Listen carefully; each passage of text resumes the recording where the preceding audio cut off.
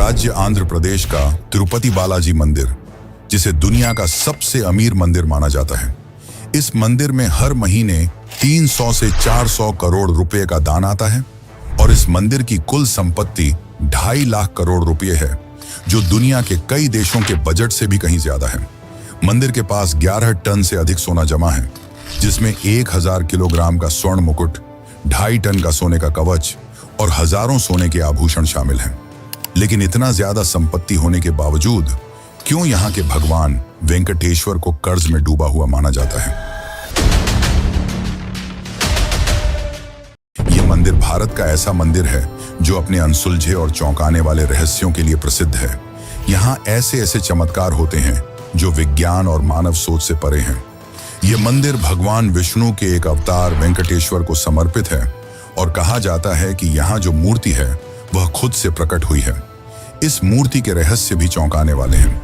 मंदिर के गर्भगृह में हमेशा पंखा चलता रहता है, जिस कारण यहाँ का तापमान हमेशा 20 डिग्री सेल्सियस ही होता है।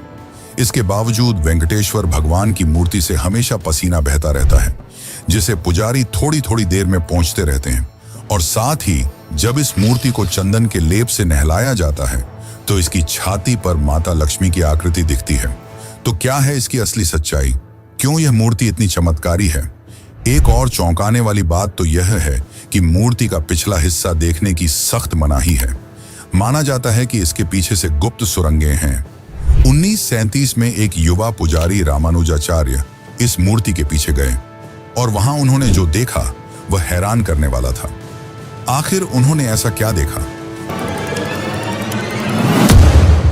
इस मंदिर में मिलने वाले प्रसाद के पीछे भी एक बड़ी और रहस्यमयी कहानी छुपी हुई है। यहाँ हर दिन 3 लाख से 5 लाख लड्डू बनते हैं और सारे लड्डू का स्वाद और वजन एक समान होता है। परंतु उससे भी ज्यादा चौंकाने वाली बात तो यह है कि इस मंदिर में इस्तेमाल होने वाली सारी चीजें एक रहस्यमयी गांव से आती हैं, जो कि इस मंदिर से 23 किलोमीटर दूर है। लेकिन आज तक इस गांव में कोई नहीं जा पाया। आखिर इसके पीछे क्या रहस्य है? इस मंदिर में भगवान वेंकटेश्वर की मूर्ति के सामने एक दीपक 1000 वर्षों से जल रहा है, वह भी बिना तेल और बाती के। आखिर यह कैसे संभव है और किसने इस दीपक को जलाया? आगे जब मैं इस दीपक की सच्चाई बताऊंगा तो आप भी हैरान रह जाएंगे। अगर आप इस मंदिर में जाएंगे तो आपको एक प्रथा देखने को मिलेगी, वह है केश दान करने की। इस मंदिर में हर दिन हजारों श्रद्धालु अपने केश दान करते हैं, पर आखिर ऐसा क्यों? और चौंकाने वाली बात तो यह है कि वेंकटेश्वर भगवान की मूर्ति में लगा हुआ बाल असली है और कई हजार साल पुराना है। यह बाल न तो झड़ता है और न उलझता है। क्या यह विज्ञान है या कोई ऐसा चमत्कार जो हमारी समझ से परे है? अब सबसे मुख्य प्रश्न यह आता है कि मंदिर का निर्माण किसने और कब कराया? यह सबसे ज्यादा कठिन सवाल है जिसने इतिहासकारों को चौंका कर रख दिया है। 1987 में जब ASI यानी कि आर्कियोलॉजिकल सर्वे ऑफ इंडिया के इतिहासकारों ने इस मंदिर की उम्र पता करने के लिए कार्बन डेटिंग की, तो अचानक उनके सारे उपकरणों ने काम करना बंद कर दिया। तो क्या यह मंदिर अपने रहस्यों को सुरक्षित रखने के लिए खुद को बचाता है? इस मंदिर में की गई भविष्यवाणियां भी चौंकाने वाली हैं, जो आज सच हो रही हैं। माना जाता है कि मंदिर की कई ऐसी सच्चाइयां हैं जिन्हें आम लोगों से छिपाया जा रहा है। 2020 में नासा के प्रोजेक्ट गरुड़ के तहत तिरुपति पहाड़ियों का अध्ययन किया गया और इस विश्लेषण में उन्होंने जो पाया उसने नासा के वैज्ञानिकों को भी हैरान कर दिया। लेकिन इस रिपोर्ट को प्रकाशित करने से पहले ही बंद कर दिया गया। आखिर ऐसा क्या था उस रिपोर्ट में साल 2035 को लेकर जिसने सबको चौंका दिया? इस मंदिर के पास 11 टन से अधिक सोना है और वेंकटेश्वर भगवान की मूर्ति को पहनाया गया मुकुट ही 1000 किलोग्राम का है। लेकिन रहस्यमयी है इस मुकुट में लगी कृष्ण मणि, जो कि कोहिनूर से भी कहीं ज्यादा महंगी है। आखिर क्या है इस मणि की सच्चाई? क्या यह वही मणि है जिसका जिक्र विष्णु पुराण में कौस्तुभ मणि के रूप में किया गया है? ऐसे न जाने और भी कितने रहस्य हैं जो आपके कल्पना से कहीं परे हैं। लेकिन आज की इस डॉक्यूमेंट्री में हम आपको उन सारे रहस्यों की सच्चाई बताने वाले हैं जो कि आपको न ही किसी किताब में मिलेगी और न ही इंटरनेट पर। इस डॉक्यूमेंट्री में हम उतरेंगे इतिहास के उन अंधेरे कुओं में जिसका रहस्य आप सबसे छिपाया गया है। लेकिन उससे पहले अगर चैनल पर नए हैं तो वीडियो को लाइक करके चैनल को सब्सक्राइब जरूर कर लें। यह आपके लिए तो फ्री है, पर इससे हमारी काफी मदद हो जाती है। तो चलिए अब चलते हैं तिरुपति बालाजी की रहस्यमयी यात्रा पर। बोलिए जय तिरुपति बालाजी।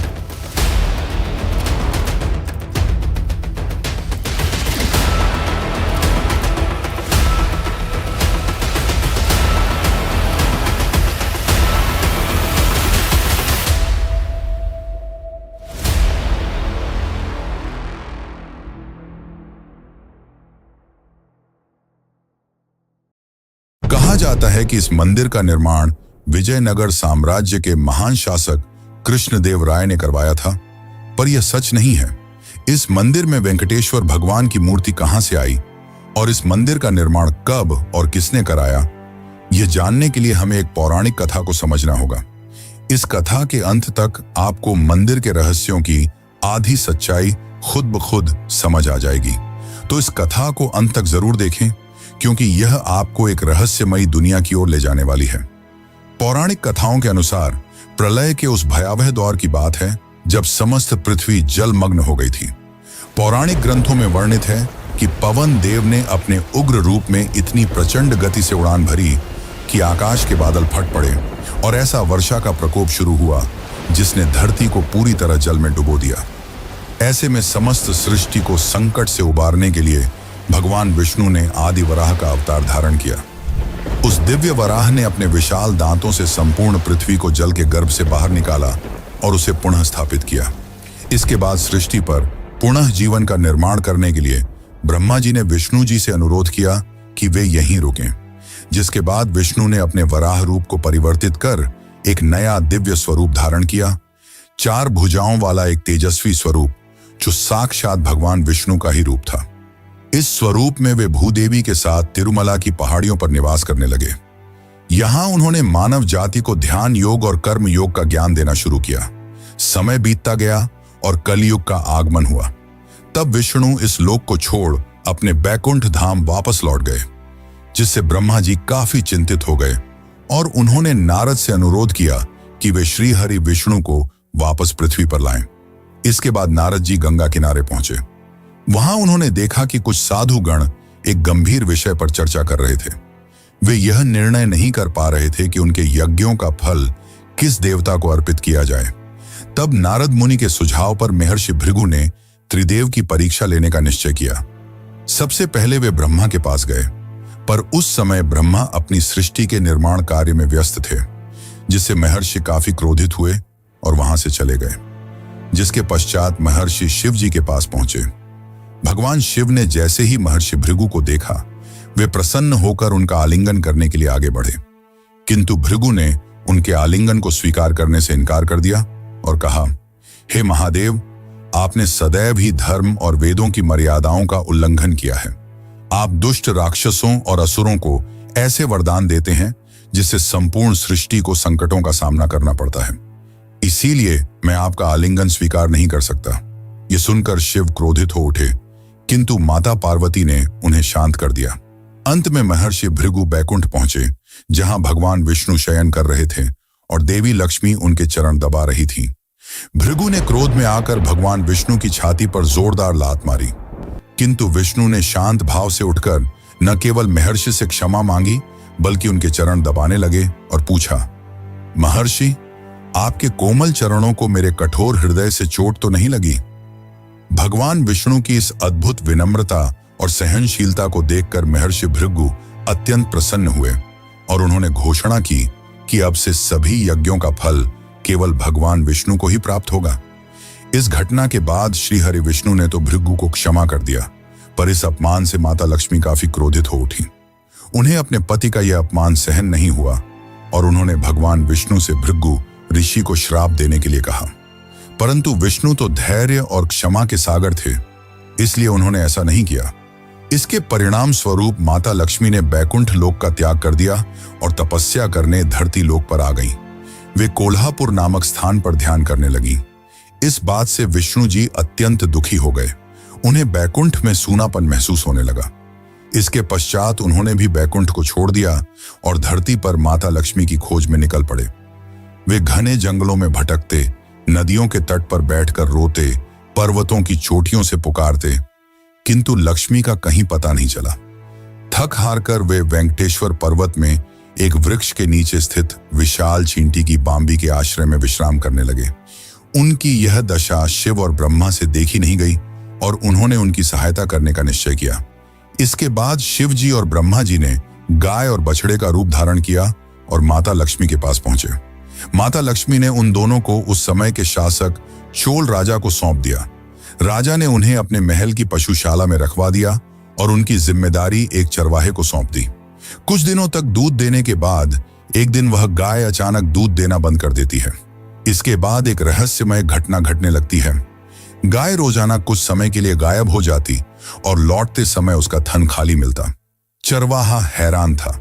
एक दिन उसने गाय का पीछा किया तो देखा कि वह तिरुमला की एक पहाड़ी पर स्थित विशाल चींटी की बांबी के पास जाकर अपना संपूर्ण दूध उसके अंदर उड़ेल देती है। जब उसने ध्यान से देखा तो आश्चर्यचकित रह गया। उस बांबी के भीतर स्वयं भगवान विष्णु विराजमान थे, जो उस दूध को पीकर अपनी भूख मिटा रहे थे। क्रोध में आकर चरवाहे ने गाय की ओर कुल्हाड़ी फेंकी। तभी एक चमत्कार हुआ। विष्णु तुरंत प्रकट हो गए और गाय को बचाने के प्रयास में कुल्हाड़ी उनके माथे पर जा लगी। तब श्री हरि विष्णु ने क्रोध में आकर उस चरवाहे को वहीं पर मृत्युदंड दिया। जब यह बात राजा को पता चली तो वे तुरंत वहां पहुंचे। तब विष्णु ने क्रोध में कहा, सेवक के पाप में उसके स्वामी की भी बराबर की हिस्सेदारी होती है। इस कारण मैं तुम्हें श्राप देता हूं कि तुम अपना बचा हुआ जीवन राक्षस की भांति व्यतीत करोगे। इस श्राप को सुनकर राजा अत्यंत भयभीत हो गए और उन्होंने विष्णु जी से क्षमा याचना की। तब विष्णु जी का क्रोध शांत हुआ और उन्होंने राजा को वरदान देते हुए कहा, हे राजन, तुम्हारा अगला जन्म आकाश राजा के रूप में होगा। तुम्हारी एक पुत्री होगी जिसका नाम पद्मावती होगा और उसका विवाह मेरे वेंकटेश्वर स्वरूप से होगा। फिर राजा चोल का आकाश राजा के रूप में पुनर्जन्म हुआ और उनके घर पद्मावती नाम की एक सुंदर कन्या का जन्म हुआ। और उसी वक्त भगवान विष्णु ने भी वकुला नामक साध्वी के घर श्रीनिवास रूप में जन्म लिया, जो कि गरीब परिवार से आते थे। अब धीरे धीरे दोनों की उम्र बढ़ने लगी और देखते ही देखते वे शादी के लायक हो गए। एक दिन पद्मावती अपने कुछ सखियों के साथ वन में घूम रही थी। उसी वक्त अचानक एक गुस्से से तिलमिलाया जंगली हाथी बड़ी ही तेजी से उनकी ओर बढ़ा। वे काफी डर गईं, लेकिन तभी वहां श्रीनिवास आ पहुंचे और उसकी रक्षा की। इससे पद्मावती काफी प्रभावित हुई और दोनों ने एक ही नजर में एक दूसरे को पसंद कर लिया। ये बात पद्मावती ने अपने पिता आकाश राजा को बताई। शुरू में तो उन्होंने साफ मना कर दिया, क्योंकि श्रीनिवास काफी निर्धन परिवार से थे। पर रात में राजा आकाश के सपने में भगवान विष्णु आए और उन्हें अपने वरदान के बारे में बताया, जिसके पश्चात राजा आकाश श्रीनिवास और पद्मावती के विवाह के लिए मान गए। लेकिन जब दोनों का विवाह हुआ तब एक शर्त रखी गई कि वर पक्ष को वधू पक्ष को कुछ धनराशि देनी होगी। परंतु श्रीनिवास तो काफी गरीब परिवार से थे, जिस कारण उन्होंने धन के स्वामी कुबेर से कुछ धन उधार लिया और उन्होंने कुबेर से यह वादा किया कि वह यह धन कलयुग के अंत तक चुका देंगे। और इसी कारण आज भी श्री वेंकटेश्वर को कर्ज में डूबा हुआ माना जाता है और यहाँ आने वाले श्रद्धालु अपनी कमाई का कुछ हिस्सा भगवान को दान करते हैं, ताकि वे उनका कर्ज जल्द से जल्द चुका सकें। आगे इस कथा के अनुसार जब श्रीनिवास और पद्मावती का विवाह हो जाता है, तब इस बात का पता मां लक्ष्मी को चलता है। वह इस बात पर विश्वास नहीं कर पा रही थी कि उनके स्वामी ने किसी और कन्या के साथ विवाह कर लिया है, जिसके पश्चात पद्मावती और माता लक्ष्मी में विवाद हो गया। यह विवाद काफी ज्यादा बढ़ गया, जिसके बाद श्रीनिवास ने अपने आप को मूर्ति में बदल लिया और यही मूर्ति आज तिरुपति बालाजी में श्री वेंकटेश्वर के रूप में पूजी जाती है। माना जाता है कि अपने पति को मूर्ति में परिवर्तित होता देख माता लक्ष्मी और पद्मावती को अपनी गलती का एहसास हुआ और वे दोनों भी श्रीनिवास की मूर्ति में समा गईं, जिस कारण आज भी जब भगवान वेंकटेश्वर की मूर्ति को स्नान कराया जाता है, तब उनके सीने में माता लक्ष्मी और पद्मावती की छवि दिखती है। और इसी कारण भगवान के स्नान के बाद पुजारी उन्हें नीचे धोती पहनाते हैं और ऊपर के शरीर को साड़ी से सजाया जाता है।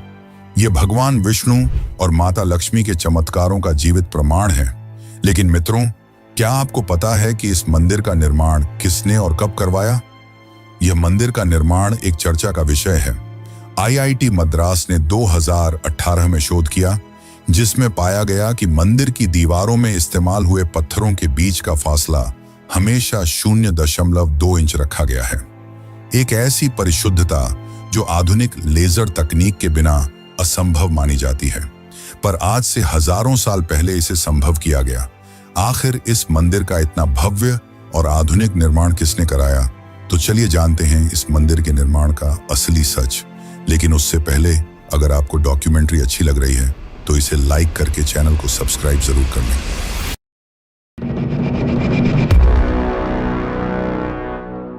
दोस्तों, आपने यह तो जान लिया कि यह मूर्ति यहां कैसे आई। अब हम आपको बताते हैं इस मंदिर के निर्माण की कहानी। तिरुपति के भव्य मंदिर का निर्माण इतिहास कई शताब्दियों के विकास की कहानी कहता है। 9वीं शताब्दी से प्राप्त शिलालेखों के अनुसार इस मंदिर का प्रारंभिक स्वरूप पल्लव राजवंश ने लगभग 825 ईस्वी के आसपास अस्तित्व में आया। हालांकि वर्तमान भव्य संरचना का श्रेय मुख्य रूप से विजयनगर साम्राज्य को जाता है। इस मंदिर का इतिहास 9वीं शताब्दी में पल्लव राजाओं के शासनकाल से शुरू होता है, जिन्होंने काले ग्रेनाइट पत्थर से मंदिर का प्रारंभिक गर्भगृह बनवाया। चोल राजवंश ने 11वीं शताब्दी में इसका विस्तार किया और 12 गांव मंदिर को दान में दिए। मंदिर को वास्तविक भव्यता मिली विजयनगर साम्राज्य के शासनकाल में। सम्राट कृष्णदेव राय ने 1509 से 1229 के बीच स्वर्ण गोपुरम का निर्माण करवाया और 30 गांव मंदिर को अर्पित किए। मराठा शासक रघुनाथराव पेशवा ने 1750 में चांदी का विशाल सिंहासन दान दिया। ब्रिटिश काल में मंदिर का प्रबंधन महंतों के पास रहा। 1933 में स्थापित टीटीडी आज 300 से अधिक मंदिरों का संचालन करता है। मंदिर परिसर में 1200 से अधिक शिलालेख और ASI द्वारा खोजी गई 10वीं शताब्दी की गुप्त सुरंगें इसके ऐतिहासिक महत्व को प्रमाणित करती हैं। वर्तमान में यह विश्व के सबसे धनी मंदिरों में से एक है, जहां प्रतिवर्ष लाखों भक्त दर्शन के लिए आते हैं। ये सारी बातें ये बताती हैं कि इस मंदिर को किसी भगवान या किसी एक राजा ने नहीं बनवाया। इस मंदिर का निर्माण कई सालों में अनगिनत राजाओं द्वारा करवाया गया और इसके निर्माण में कई रहस्य छिपे हैं, जिसमें गुप्त सुरंगों का रहस्य सबसे खास है।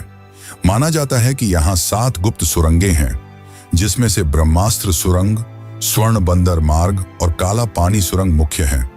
लेकिन इनको जानने से पहले हम मंदिर के खजाने के बारे में जानते हैं। इस मंदिर के पास 2 करोड़ 50 लाख करोड़ की संपत्ति है, जिसमें कई सारी चीजें शामिल हैं और साल भर मंदिर 2000 करोड़ से ज्यादा खर्च करता है। आखिर मंदिर इस पैसे को कहां खर्च करता है और हर साल इतना खर्च करने के बावजूद आखिर मंदिर का पैसा 10 गुना ज्यादा तेजी से कैसे बढ़ता जा रहा है और यह पैसा कहां रखा गया है, इसकी सुरक्षा कौन करता है? तो चलिए जानते हैं इन सभी सवालों के जवाब।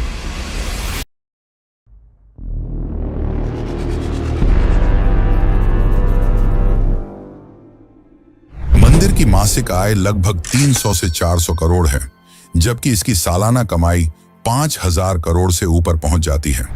इस मंदिर के पास 11 टन से अधिक सोने का खजाना है, जिसमें 1000 किलोग्राम का मुकुट और 2.5 टन सोने का कवच है। साथ ही और भी कई सोने के आभूषण हैं। 2022 में एक भक्त ने 1000 किलो सोना दान किया, जो एक ही दिन में किसी मंदिर को मिला सबसे बड़ा दान बन गया। इस मंदिर के सोने की रखवाली और मैनेजमेंट की जिम्मेदारी टीटीडी यानी कि तिरुमला तिरुपति देवस्थानम के पास है और इस मंदिर के पास सिर्फ सोना ही नहीं बल्कि 43,000 एकड़ जमीन, शेयर मार्केट में 10,000 करोड़ रुपए का निवेश और दुनिया भर में 12 बैंक अकाउंट्स हैं। और इन सारे पैसों को संभालने के लिए टीटीडी ने एक भूमिगत वॉल्ट बनाया है, जिसकी सुरक्षा भारतीय रिजर्व बैंक जितनी सख्त है। क्या आप जानते हैं कि इस वॉल्ट को खोलने के लिए 3 अलग अलग लोगों की अंगुलियों के निशान चाहिए? लेकिन सबसे बड़ा सवाल यह है कि यह सारा पैसा कहां जाता है। दरअसल मंदिर हर साल 2000 करोड़ रुपए से ज्यादा सामाजिक कल्याण पर खर्च करता है, जिसमें शामिल है अन्नदान, जो कि इस मंदिर का सबसे बड़ा प्रोजेक्ट है। हर दिन 3 से 4 लाख भक्तों को मुफ्त भोजन दिया जाता है। बाकी मंदिर 20 से ज्यादा मेडिकल कॉलेज और हॉस्पिटल्स भी चलाता है, जहां गरीबों का मुफ्त इलाज किया जाता है। 300 से ज्यादा स्कूल और कॉलेज, जहां 50,000 से ज्यादा बच्चों को फ्री शिक्षा प्रदान की जाती है। ऐसे और भी कई कल्याणकारी काम किए जाते हैं। अब सवाल यह है कि इतना खर्च करने के बाद भी मंदिर दिनों दिन इतना ज्यादा अमीर कैसे होता जा रहा है। इसके पीछे की सच्चाई यह है कि मंदिर सिर्फ पैसे खर्च नहीं करता, बल्कि निवेश भी करता है। 12,000 करोड़ से ज्यादा मंदिर ने फिक्स्ड डिपॉजिट में जमा कर रखा है, जहां से सालाना मंदिर को 800 करोड़ रुपए का मुनाफा होता है। और साथ ही 10,000 करोड़ से ज्यादा रुपए शेयर मार्केट में रिलायंस, टाटा और SBI जैसी कंपनियों पर लगाए हैं, जहां से उनको काफी फायदा होता है। ऐसे और भी कई जगह पर निवेश कर रखा है, जिससे मंदिर को काफी ज्यादा फायदा होता है। और साथ ही हर साल श्रद्धालु भी लाखों रुपए दान करते हैं। यहाँ श्रद्धालु केवल धन नहीं, बल्कि बाल का भी दान करते हैं, जो कि एक विचित्र मगर रहस्यमयी परंपरा है। आखिर यहाँ लोग अपने बाल क्यों दान करते हैं? तो चलिए जानते हैं इसकी सच्चाई।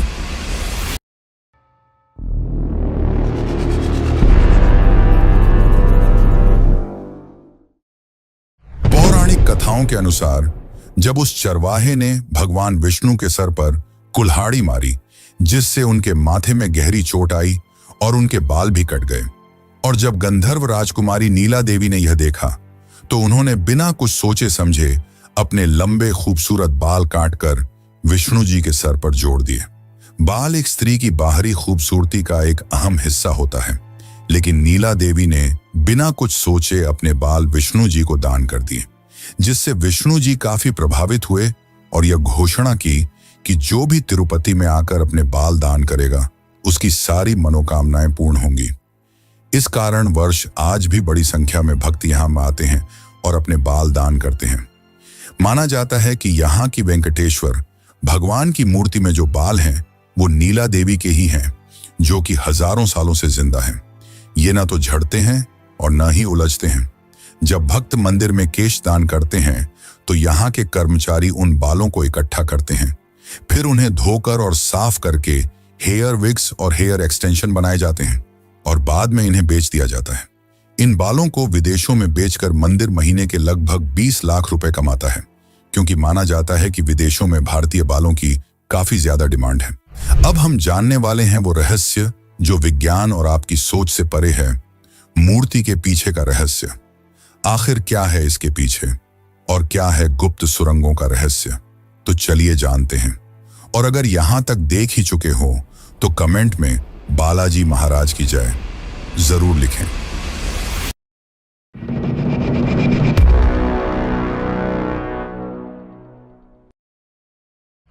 साल 1937 की वो भयावह रात, जब एक युवा पुजारी रामानुजाचार्य ने जिज्ञासावश मूर्ति के पीछे झांकने की कोशिश की।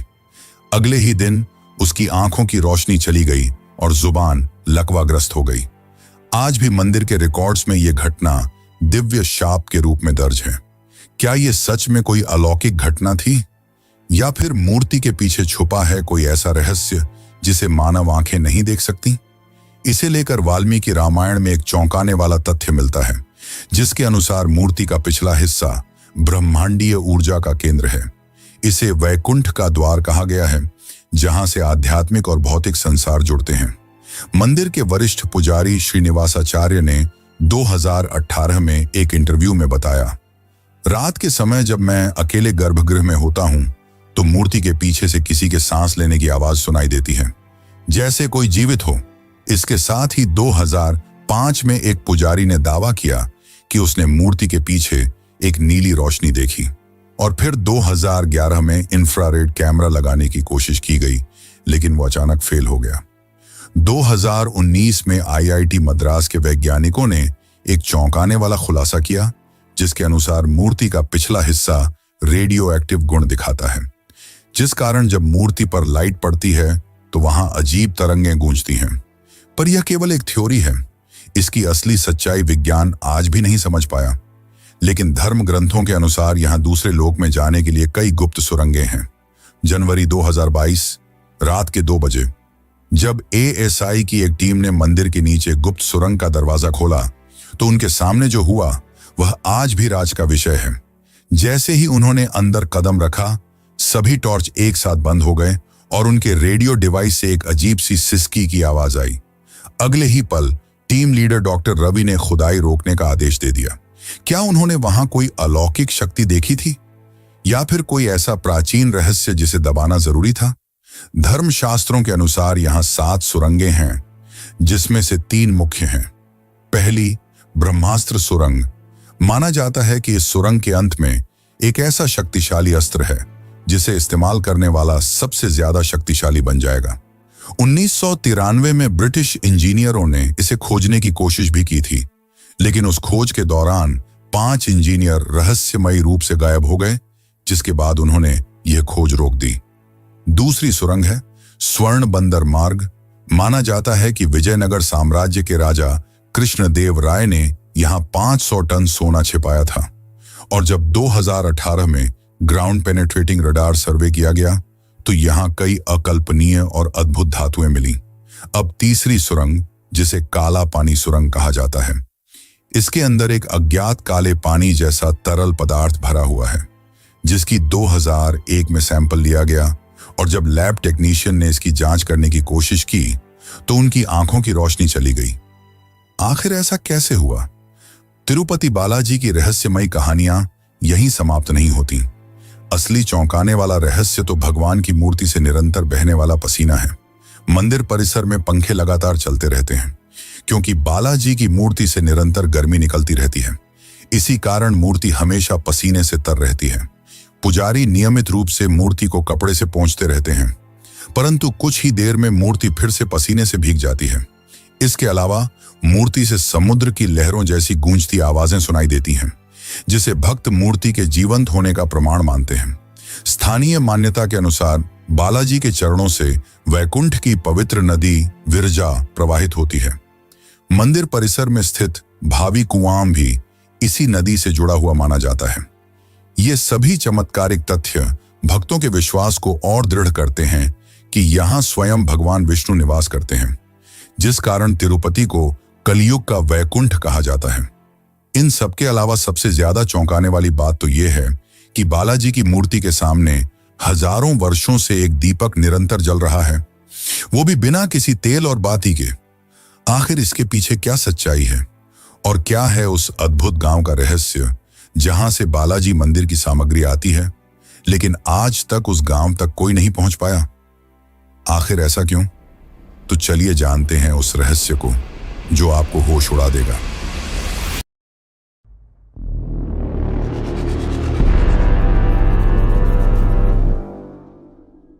1000 साल से जल रही वो लौ जिसने वैज्ञानिकों को हैरान कर दिया है। आज से 1000 वर्ष पूर्व जब राजा कृष्णदेव राय ने पहली बार इस दीपक को जलवाया था, तब से आज तक यह एक पल के लिए भी नहीं बुझा। यह कोई मिथक नहीं, बल्कि टीटीडी के ऐतिहासिक रिकॉर्ड्स में दर्ज सच्चाई है। लेकिन सबसे चौंकाने वाला सवाल यह है, आखिर यह दीपक बिना तेल और बाती के कैसे जलता है? 2017 में डीआरडीओ की एक टीम ने इसकी रिसर्च की तो पाया कि यह दीपक एक अमृत तुल्य नामक तेल से जलता है, जो हिमालय की जड़ी बूटी से बनाया जाता है, और इसकी बाती देवदार वृक्ष की छाल से बनी है, जो हजारों वर्षों तक नहीं जलती बल्कि धीरे धीरे रूपांतरित होती है।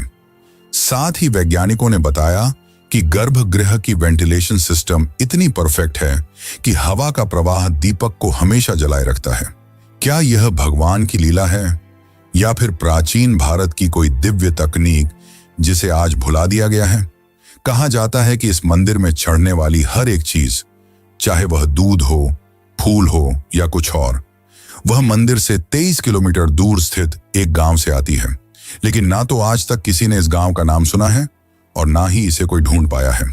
इस गांव को खोजने का प्रयास बहुत से लोगों ने किया है, लेकिन यह आज तक एक रहस्य ही बना हुआ है।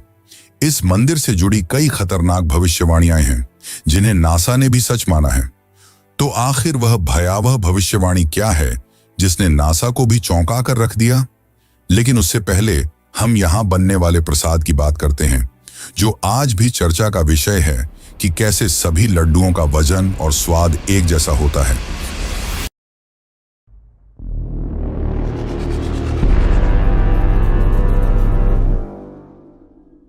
तिरुपति मंदिर मंदिर में प्रसिद्ध लड्डू प्रसाद की कहानी बहुत ही अद्भुत है। कहते हैं कि जब तिरुपति बालाजी मंदिर में भगवान वेंकटेश्वर की मूर्ति स्थापित की जा रही थी, तो पुजारियों को समझ नहीं आ रहा था कि प्रभु को भोग में क्या अर्पित करें। उसी समय एक बूढ़ी मां लड्डू का थाल लेकर आई और कहा कि यह लड्डू की थाली प्रथम नैवेद्य के रूप में स्वीकार करें। पुजारियों ने वह लड्डू प्रभु को अर्पित किए और फिर प्रसाद के रूप में ग्रहण किए। लड्डू का स्वाद इतना अद्भुत था कि पुजारी भी हैरान रह गए। तब उन्होंने उस बूढ़ी मां से लड्डू बनाने का तरीका पूछा। बूढ़ी मां ने लड्डू बनाने का तरीका बताया और कुछ ही पलों में वहां से अंतर्ध्यान हो गई। इस घटना के बाद माना गया कि खुद देवी लक्ष्मी ने प्रसाद का संकेत देने के लिए सहायता की थी। तब से यह लड्डू तिरुपति बालाजी में बनाए जाने लगे। यह तो हो गई प्रसाद की बात। अब करते हैं उस भविष्यवाणी की बात जिसने नासा को भी चौंका दिया। भविष्य पुराण के अनुसार जब कलयुग अपने चरम पर होगा, तब तिरुपति की पहाड़ियों से एक विचित्र प्रकाश निकलेगा और भगवान वेंकटेश्वर की मूर्ति अपना रूप बदल लेगी। 2018 की नासा की गोपनीय रिपोर्ट में पाया गया कि तिरुपति पर्वत के नीचे एक अज्ञात ऊर्जा स्रोत सक्रिय हो रहा है, जो हर साल 0.3% की दर से बढ़ रहा है। वैज्ञानिकों का मानना है कि यदि यही गति बनी रही तो सन 2035 तक यहां से एक विशाल चुंबकीय तूफान उठ सकता है, जो कि काफी खतरनाक और भयावह होगा। 2020 में नासा के प्रोजेक्ट गरुड़ के तहत तिरुपति पहाड़ियों का अध्ययन किया गया, जिसके लीक हुए दस्तावेजों के अनुसार यहां की चट्टानों में एक अज्ञात धातु मिली, जो अंतरिक्ष में पाए जाने वाले उल्कापिंडों जैसी है। भूकंप मापी यंत्रों ने प्रतिदिन 3 बार एक अजीब सी ध्वनि दर्ज की, जो ओम की ध्वनि से मिलती जुलती है। और सबसे चौंकाने वाली बात तो यह है कि पर्वत के नीचे एक विशाल गुफा है, जिसमें कोई जीवित ऊर्जा स्रोत स्पंदित हो रहा है। क्या यह कलयुग के अंत की ओर इशारा कर रहा है? ऐसे और भी कई चौंकाने वाले रहस्य हैं जो विज्ञान के परे हैं, मगर भक्त इसे भगवान की लीला और उनकी उपस्थिति का प्रमाण मानते हैं। वैसे क्या आपको पता है कि भारत के कई मंदिरों में बलि दी जाती है? यहां मैं पशु बलि की नहीं, मानव यानी इंसानों की बलि की बात कर रहा हूं। और 2019 का वो चौंकाने वाला हादसा, जब कामाख्या मंदिर में एक बुजुर्ग महिला का कटा हुआ सिर मिला, तो आखिर इसकी क्या सच्चाई है? क्यों इस मंदिर को तांत्रिकों की राजधानी कहा जाता है? अगर आप भी इसकी सच्चाई जानना चाहते हैं तो चैनल पर जाकर यह वीडियो जरूर देखें। धन्यवाद।